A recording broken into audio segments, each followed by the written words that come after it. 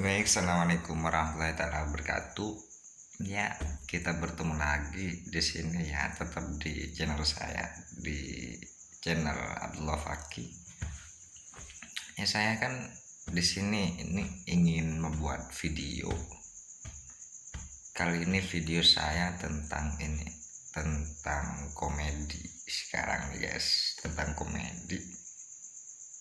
Dan video ini adalah tugas dari dosen. Saya disuruh bikin video, yaitu video komedi yang bertema tentang naskah kuno gitu. Aneh-aneh aja ya kan, tapi nih udah tugas, ya udah kita bikin aja tugas ini kan. Ya, sebelum saya berkomedi ini kan dapat tugas nih kan, saya kan tugas ini dijadikan tugas UAS gitu oleh dosen saya tuh, Pak Bos Hanafi. Tugas UAS matkul filologi gitu ya.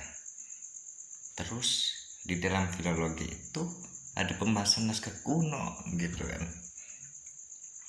Dan saya prodi ini kan, prodi BSA, Bahasa dan Sastra Arab gitu kan.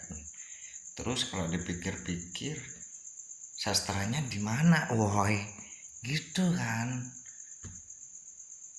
Di dalam komedi disuruh bikin komedi, sastranya di mana gitu kan.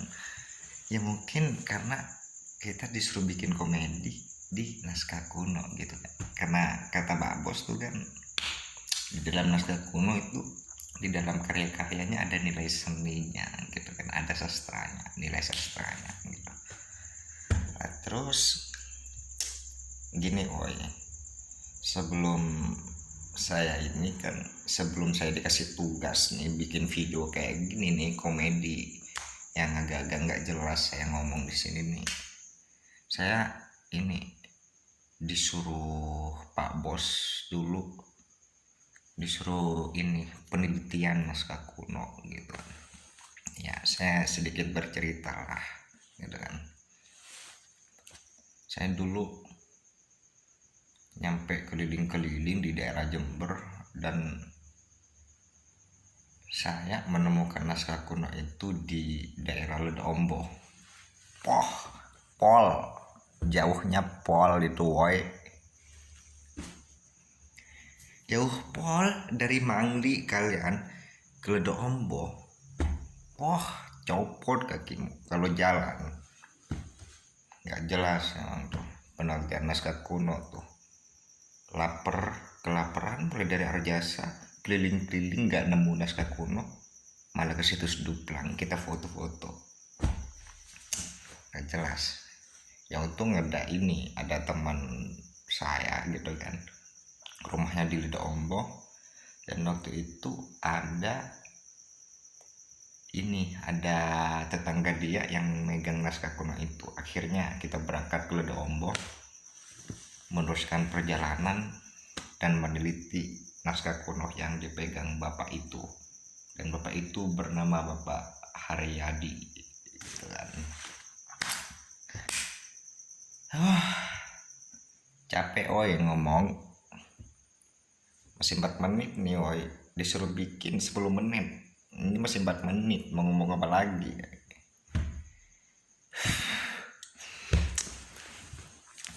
Gini oi, terus ya kita membahas perihal naskah kuno gitu kan. Bahas perihal naskah kuno, ada nih kan, gue ngomong woi dulu tuh sama teman-teman gue gitu kan, gitu ngomong, lu ini enggak belajar naskah kuno enggak gitu ya. Enggak belajar gue, boy, gitu ya. Emang nggak mau belajar, gue nggak mau belajar naskah kuno. Gue kan heran woy gitu ya, kalau kalau dia ngomong masih bilang gue nggak belajar, ya biasa, wajar lah, mungkin nggak ada pelajaran, nggak ada matkul ini kan yang bahas naskah kuno itu. Dia bilangnya gue nggak mau belajar naskah kuno gitu kan. heran gue kan, wah gitu kan. Gue nanya ke teman-teman gue, kenapa lu nggak mau belajar naskah kuno gitu ya. Yang nggak tahu sih woi gitu jawabnya. Gue takut ini, takut kenapa, gue bilang gitu woi, takut ini, takut ketularan kuno katanya. Aneh-aneh tuh anak-anak, takut ketularan kuno gitu ya. Ya kalau dipikir-pikir lah bener juga woi gitu woi. Kita belajar naskah kuno nanti kita keikut kuno juga gimana gitu kan woi. Soalnya gue selama itu pas penelitian tuh woi, gue nyampe nanya-nanya ke orang banyak tuh, di sini di situ. Wah, akhirnya gue nemu di Dombo berapa titik gue udah singgahin tuh, dan di situ orang yang katanya megang naskah kuno semuanya orang-orang mukanya kuno. Ya bener juga kata temen gue, woi gitu kan, mengapa ini kan, kenapa mereka nggak mau ini belajar naskah kuno. Ya mungkin karena mereka takut kuno juga gitu ya. Sebenarnya ini sih yang megang naskah kuno itu orangnya emang kuno juga woi gitu ya. Gue heran juga kenapa yang megang naskah kuno itu kuno orangnya, nggak paham. Makanya temen-temen gue nggak mau woi belajar naskah kuno gitu. Nah terus, nah ini pembahasan yang ada di naskah kuno tuh yang pas gue penelitian di itu di Ledombo, di rumahnya Pak Haryadi waktu itu kan. Gue ini kan penelitian dijelasin tuh sama Pak Haryadi itu kan,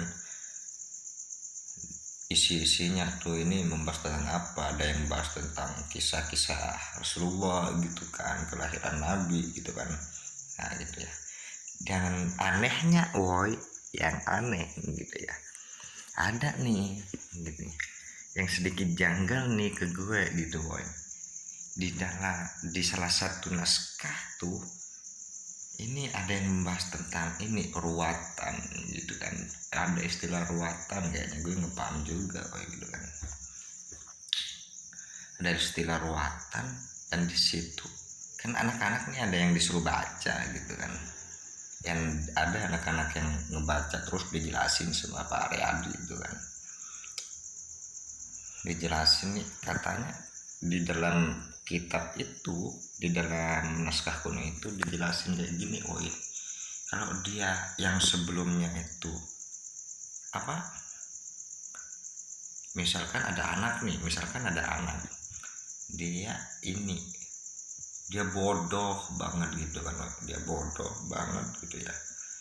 Terus kalau di ruatan ini, kalau anak-anak ini dibacain gitu woi, di kayak giniin, di kayak gituin, nggak paham lah gitu yang ada di kitabnya gitu ya kan, nanti dia bisa ini, bisa lancar otaknya, bisa ini apa, bisa jadi pinter terus gitu woi. Yang gue jengkel gue nih woi ya, sekalipun lo bacain tuh anak, bacanya nyampe lidah lo copot woi, tapi kalau anak itu nggak belajar, anak itu nggak usaha, males-malesan, ya tetap goblok woi, goblok. Gue mah heran gitu kan Pak Aryadi nggak ngejelasin kan, cuma dia bilang kalau dibaca-bacain ini bisa lancar otaknya gitu kan. Terus ada nih yang aneh lagi ada kayak gitu kan, dijelasin kan di ininya kan, di situ sama Pak Aryadi ini dijelasin biar rumah nggak ini, biar rumah aman dari ini, dari setan-setan makhluk halus gitu kan, makhluk halus katanya dengan biar nggak kemasukan setan gitu kan. Dikasih inilah bacaan ini, terus dikasih air 7 warna, disiramin air 7 warna gitu. Ini kan nggak paham gitu gituan gue nggak paham gitu kan. Kalau dipikir-pikir ya mungkin tradisi lama kayak gitulah, nggak apa-apa lah gitu kan. Tapi yang jadi permasalahan gitu ya, kenapa ajinya mau masuk gitu kan ke rumah itu, woi gitu kan. Gimana jin gak masuk kalau penghuninya sama-sama setan, yang pemilik rumah setan gitu ya. Sekalipun kau taburin tuh air 7 warna, 7 air segala macam lu baca-bacain, kalau pemilik rumah itu setan juga, nggak pernah sholat, nggak pernah ngaji, ya tetap aja woi, tetap masuk setan. Nggak paham gue.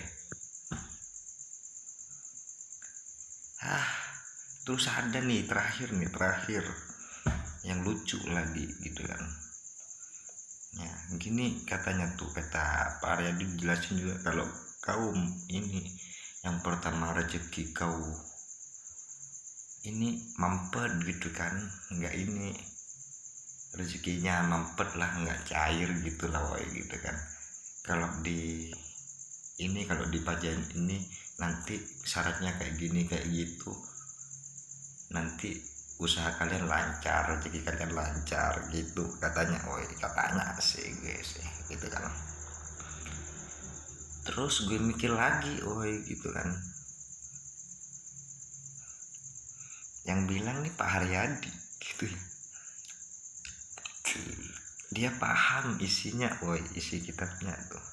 Kalau misalkan dibaca-bacain kayak gini, dia bisa lancar gitu usahanya, bisa kaya lah gitulah, bisa mengalir lah rezekinya gitu woy. Tapi woi yang jadi anehnya ya, yang jadi aneh, kenapa amalan itu nggak dipakai sendiri gitu kan. Gue ke rumahnya Pak Aryadi, rumahnya bukan gue ngejek ya woi, kan kita berpikir ke situ woi, kenapa amalan itu nggak dipakai sendiri gitu, kenapa kok di ini kok ngeberitahu ke orang-orang lain kalau biar ini, biar nanti kau kaya rezekimu lancar kayak gini kayak gitu, dibacain ini itu. Kenapa, gimana kita mau percaya woi gitu kan, orang yang bilang ke kita nggak kaya. Misalnya ada orang nih, orang miskin bilang ke kalian nih semua gitu ya, kalau kau mau kaya kau nanti baca ini baca itu, baca ini baca itu gitu ya. Sedang yang bilang itu nggak kaya, gimana kita mau percaya boy kan gitu. Wah udahlah capek, mungkin segitu doang lah ocehan-ocehan yang ini dapat gue sampaikan ke lulus semua tentang perihal naskah kuno nih komedi. Ya udah, sampai berjumpa lagi. Assalamualaikum warahmatullahi wabarakatuh.